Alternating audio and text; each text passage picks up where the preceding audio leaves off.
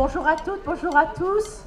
Est-ce que les derniers debout peuvent trouver une petite place? Il faut s'avancer parce que vous êtes très nombreux aujourd'hui et vraiment je me réjouis que cette réunion, cette journée qu'on peut faire ensemble après ces années où on a dû reporter pour cause de Covid, puis faire en visio, mais la visio c'est pas pareil. Et voilà, qu'enfin aujourd'hui on puisse être ensemble pour parler de ce sujet qui est très important, ce sujet de la vie intime, affective et sexuelle. Sujet qui était dans notre projet, qui est dans notre projet associatif actuel, donc que l'on avait mis parmi les priorités il y a 6 ans. Et puis les années se sont passées. Et pendant ces années, les établissements, un certain nombre d'établissements ou de services ont mis en œuvre des actions diverses, adaptées au niveau d'autonomie, à l'expression des besoins des personnes qui étaient accompagnées. Et puis, ça fait aussi des années que l'association réfléchit, organise des soirées. Je me souviens de la première soirée il y a... je ne sais pas, je travaillais encore, il y a peut-être 10 ans, non, 8 ans, Sheila Warenbourg était venue dans une réunion le soir avec des familles nous parler de ce sujet-là. Donc on a organisé des soirées, qu'on a organisé un webinaire l'année dernière pour aborder cette question et l'aborder avec cette façon de travailler tripartite. La triple expertise, comme dit l'UNAPI, avec des professionnels, des familles et des personnes, les premières concernées, qui sont là au premier rang, et je les remercie d'être effectivement là parce que elles ont des choses à nous dire. Alors, il était temps de rassembler tout ça dans une réflexion commune pour exprimer une ligne directrice de l'ADAPI. C'est, je dirais, c'est la richesse de notre association qui est très grande, même si sa taille crée parfois, souvent, de l'inertie. Sa taille nous permet aussi, à certains moments, de rassembler les expériences que font les uns les autres, les partager et finalement rebondir, et pour les autres, d'avancer également dans la même direction. Une ligne directrice, c'est forcément un peu général, et puis ensuite, c'est à chacun de la décliner selon le type d'établissement ou de service dans lequel il se trouve ou se trouve son proche. Alors, c'est ce qu'on va faire aujourd'hui. On a commencé à le faire l'année dernière, rassembler tout ça au sein de la commission éthique et handicap, commission donc qu'on a mis en place en 2021, je crois. Et c'est le premier sujet qu'on a pris pour élaborer une charte de l'ADAPI dans ce domaine. Et cette charte, elle a été élaborée en parallèle ou avec des allers-retours entre un groupe de personnes professionnelles et administrateurs et un groupe de personnes de la résidence plurielle qui ont travaillé chacun de leur côté à certains moments, chacun ensemble à d'autres moments. Et cette charte, elle a été traduite en facile à lire et à comprendre. Et vous allez bientôt savoir ce que ça donne. Ils vont nous la présenter. Voilà, donc je voudrais dire aussi que cette journée a été élaborée en lien étroit avec Sheila Warenbourg qui va animer là, et puis Betty Molin aussi qui va animer certaines parties de la journée. Et elles deux accompagnent l'ADAPI depuis plusieurs années, donc c'est un peu un chemin dont elles sont acteurs et témoins qui nous amène aujourd'hui. Et puis, elle a été organisée par le Conseil pour l'accès aux soins et santé, qui a organisé régulièrement des journées comme ça, sur la douleur, sur le vieillissement, etc. Et voilà. Donc, merci à elle et à eux pour l'organisation de la journée. Merci pour votre présence. Et puis, merci pour toutes les personnes concernées par le sujet qui sont là présentes aujourd'hui et qui vont participer activement. Voilà, on va apprendre, on va échanger, on va s'inspirer et surtout on va le faire ensemble et c'est ça la richesse de la journée et de notre association. Merci.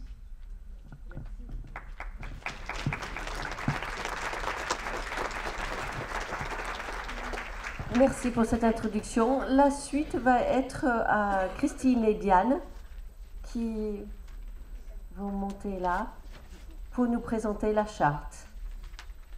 Alors j'ai noté que 2 prénoms, Christine, Diane et...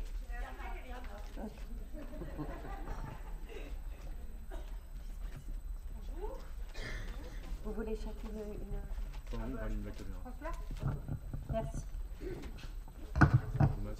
Bonjour, donc je m'installe, moi c'est Valérie, je m'installe avec Christine et Diana qui sont habitantes de la résidence plurielle et qui ont largement participé à la rédaction ou à l'aménagement en tout cas de la charte vie intime, affective et sexuelle en facile à lire et à comprendre. On a un petit problème technique qui ne permettra pas d'avoir le PowerPoint, donc vous allez être obligés d'être super attentifs et je leur passe le micro.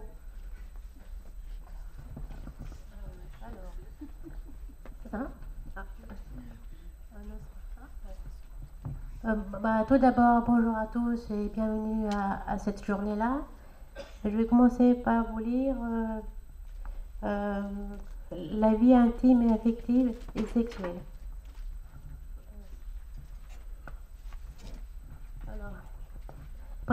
Présentation du sujet de la charte de l'ADPI 69. Introduction. Ce document est une charte sur la sexualité des personnes accueillies. Une charte est un document sur lequel sont écrits les droits et les règles. Ce document présente les droits et les règles sur la sexualité des personnes accueillies. Cette charte est pour les personnes accueillies. Cette charte est pour les familles des personnes accueillies. Cette charte est pour les personnes qui travaillent dans les établissements et services de l'ADAPI 69.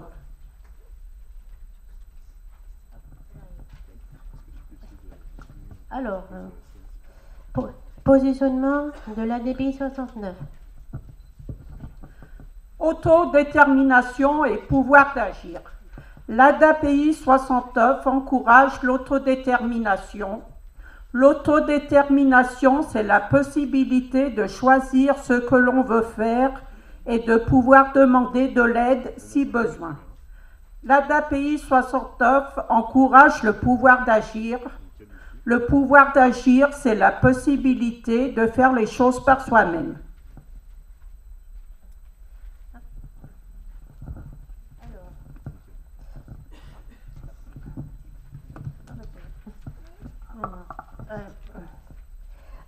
L'handicap et citoyenneté.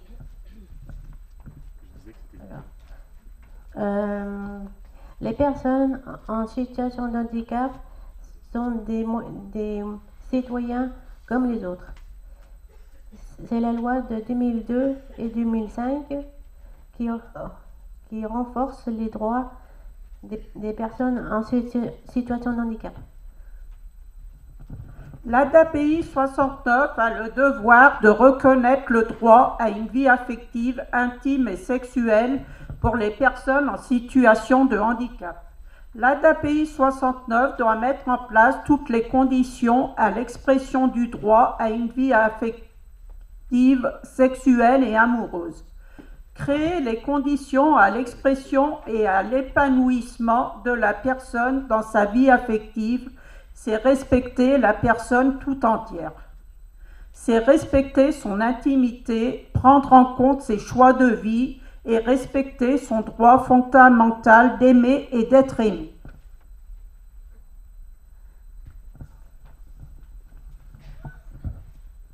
Alors, j'ai le droit à ma sexualité. Alors, je suis la seule personne au pouvoir de décider à ma vie sexuelle. La sexualité, la vie affective et l'intimité sont des droits fondamentaux. Toutes les personnes ont droit à rechercher du bien-être et du plaisir. que ce soit seul ou en couple. Projet associatif de l'ADAPI 69. L'ADAPI 69 a écrit dans son projet associatif 2017-2022 le droit pour les personnes accompagnées d'avoir une vie affective, sexuelle, amoureuse et intime. L'ADAPI 69 a le souci de la santé et du bien-être de chacun.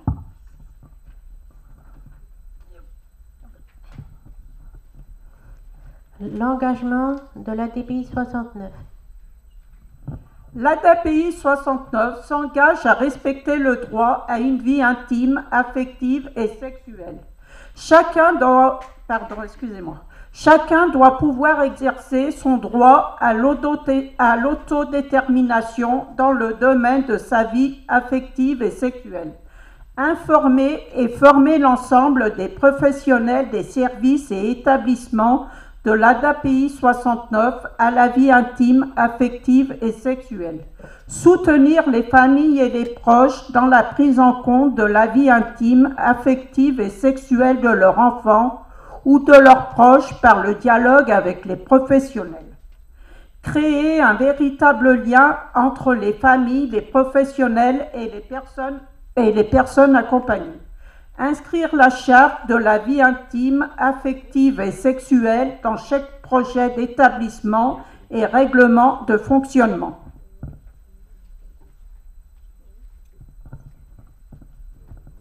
Le référentiel. Le référentiel rassemble toutes les thématiques qui concernent la sexualité et la vie intime et affective. L'ensemble des références respectent le droit commun. Le droit commun, c'est l'ensemble des lois qui s'appliquent à tous. Information et formation à la vie affective et sexuelle. L'information concernant les droits à une vie intime, affective et sexuelle doit se faire régulièrement. Il est nécessaire pour les personnes accompagnées, les professionnels et les familles de se former sur de nombreux sujets comme connaître et prendre soin de soi et de son corps, les émotions, les relations amicales, le droit de dire non, le droit de dire oui, les maladies sexuellement transmissibles, la séduction, la rencontre.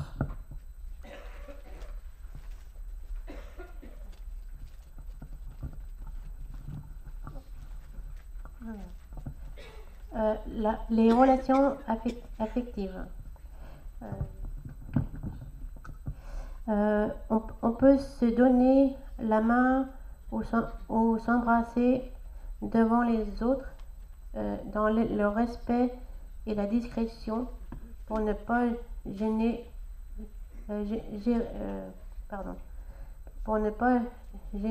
ou déranger. La confidentialité. La personne est propriétaire des informations concernant sa vie intime, affective et sexuelle. Ces informations ne peuvent être communiquées qu'avec son accord. Si la personne est malheureuse, c'est bien d'en parler à une personne de confiance.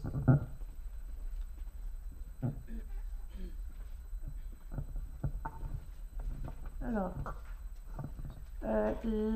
le consentement. Chaque partenaire doit être d'accord pour faire et recevoir des gestes autres, des gestes de nature sexuelle. Le consentement doit être clair, libre et éclairé. Si ces conditions ne sont pas réunies, il y a alors agression sexuelle. La masturbation. La masturbation est reconnue comme une pratique sexuelle naturelle, source d'apaisement et de plaisir. Elle doit être pratiquée de manière discrète dans un espace privé. La personne peut être conseillée dans l'apprentissage de la masturbation.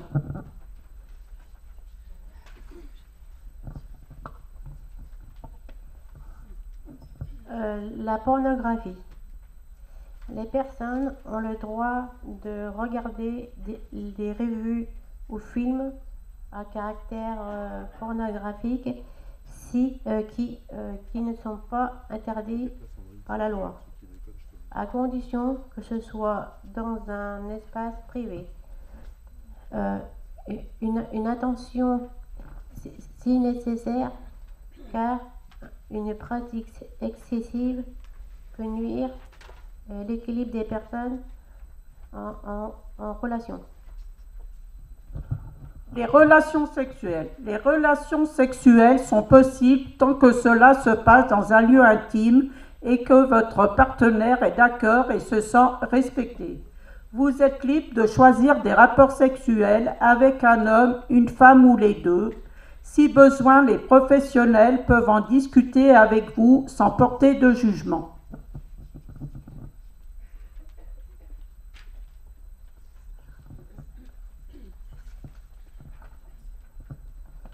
La contraception. Vous avez le droit de choisir votre moyen de contraception. Le médecin traitant et le planning familial peuvent vous aider à mieux comprendre et choisir la contraception la mieux adaptée à votre situation. Vous pouvez être accompagné par une personne de confiance. La vie de couple. Vivre en couple est possible.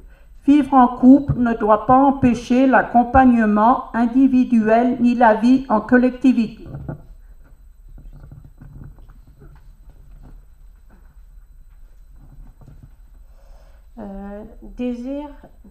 Désir d'enfant et parentalité.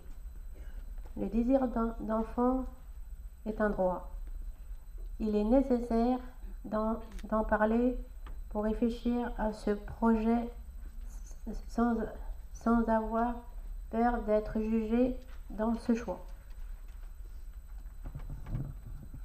Merci beaucoup, Diana et Christine. La rédaction de cette charte et l'établissement de la charte, ça a été un gros travail sur lequel on a été nombreux à travailler. Et il est évident qu'il faut commencer par connaître ses droits avant de pouvoir peut-être être plus à l'aise avec ces sujets-là, savoir où on en est. Donc merci beaucoup.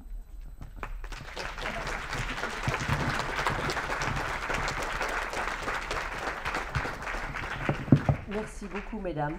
C'était très clair. Merci.